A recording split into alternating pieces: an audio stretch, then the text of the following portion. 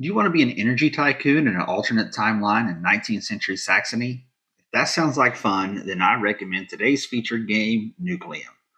I'm Hassel, and this is Nerd Fuel.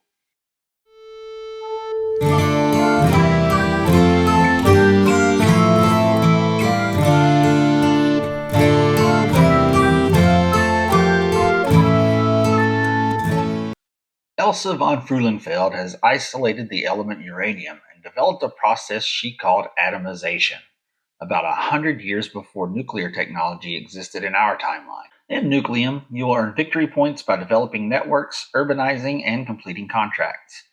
In this game, each player will also be working with different technologies depending on the set of experiments they have chosen as their own. Nucleum is a heavy German style with an economic industrial theme with several mechanisms like action retrieval, contracts, income, market, network building, and tech trees.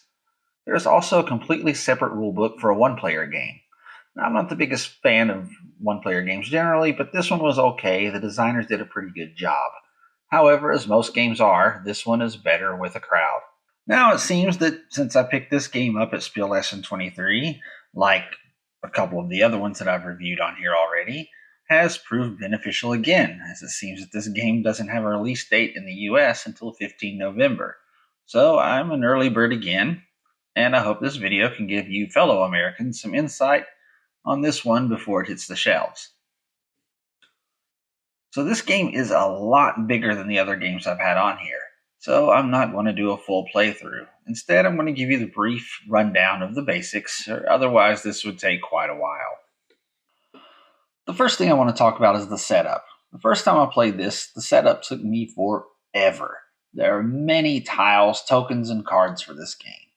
And while it did take me a while to get it the first time, don't fret, it was easy every time after that. And sometimes I can be a bit dim when it comes to the rules and the setup on the first read through of a game to begin with, so it may have just been me. So, in short, this is a game where you build up or urbanize different cities in your networks using either coal or nuclear power. Until you have access to a power plant with a nucleum, or upgrade a power plant to include a nucleum, you'll be using coal in order to do that. Now, in each turn, the players have 3 choices to make. They can use one of their action tiles on top of their player board and perform both actions on the tile. They may play an action tile on the board as a railroad or power line and perform any of the actions that correspond with the color of the tile in the city or adjacent tile. However, the actions on the tile are not required, and they do not have to match the color on the board. It's worth noting, though, that if you place it on the board and the colors don't match, you may be throwing away opportunities. The third option is for the player to recharge. By recharging, the player regains their action tiles, collects the income from the area indicated on their 3 income sections: taller, which is money, workers, and victory points. The income may increase based on your income increasing actions that you may take. Also, the cost for playing an action tile as a rail or a power connection is a worker and not money. Also, those tiles are not reclaimed during the recharge. Sometimes the actions you're performing specify that they must be done within your networks. Your network consists of any city that you have an urban building in, or an adjacent city that has a connection that you own at least part of. So if I had a building in Marienberg, it would be in my network. If I also had a rail connection to Freiburg, they would both be considered to be in my network. Now onto these action tiles. There are 5 actions that you can take in this game. Each tile contains 2 actions. The urbanize action allows you to build your buildings. Buildings do not need to be built in any sort of order, but you do need to be mindful of the cost as each row increases in price and reward. Just remember that when you build a building, it must match the correct type of district labeled in the space. Some spaces have no specific requirement, but they may cost some to use. Some spaces only allow 1 type of building and some allow 2. The 3 types of housing are buildings are housing, industrial, and laboratories. The industrial action allows you to construct turbines, which makes nucleum-powered plants more efficient, or to build uranium mines, which will be needed to power the nucleums. The cost of performing an industrial action is always in workers. and each level requires a higher cost, but it also gives a better reward. When building a mine, you will gain 1 uranium per mine that you own. However, your uranium must also be stored in the mines, and the maximum amount allowed to be stored is represented on the mine itself. Some can hold 3 uranium, and some can hold 2. The develop action allows you to buy additional action tiles. In order to purchase an action tile, you pay the cost listed below it. If you want to purchase more than one, the cost is increased by 2 for each additional tile. When you use the contract action, you gain a new contract. When you use this action, you select a gold or silver contract, place it on your board, and then gain the bonus of the contract slot that you used.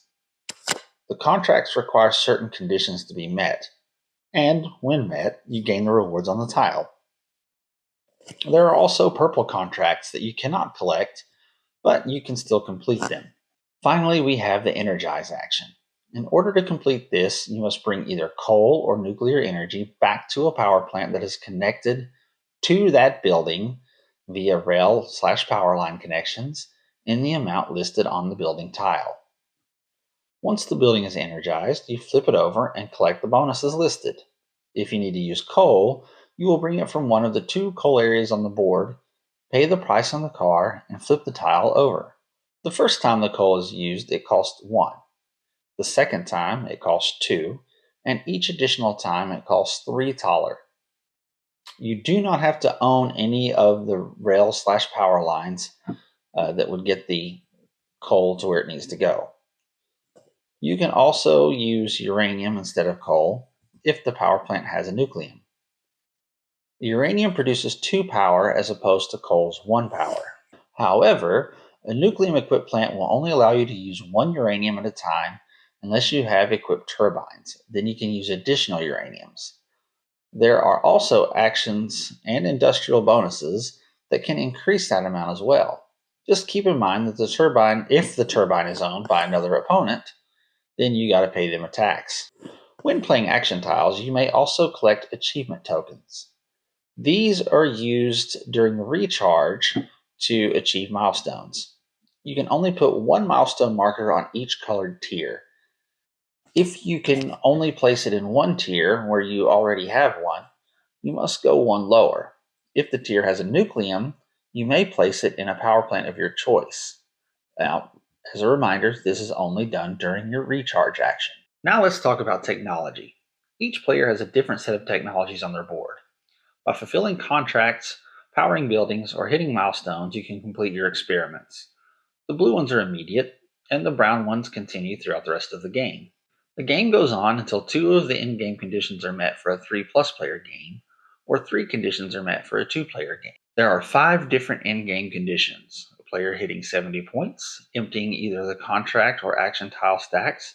Each player has had 3 recharges, or if someone completes all 8 technologies on their experiment board. The game will then be over once all players have completed an equal number of turns. Now that we've come to the end of the game, victory points are tabulated.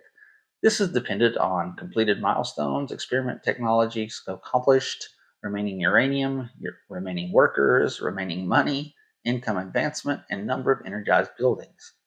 The player with the most points at the end wins. Now, prior to going to Essen 2023, this was one of the most hyped games that I read about, which is why I bought it.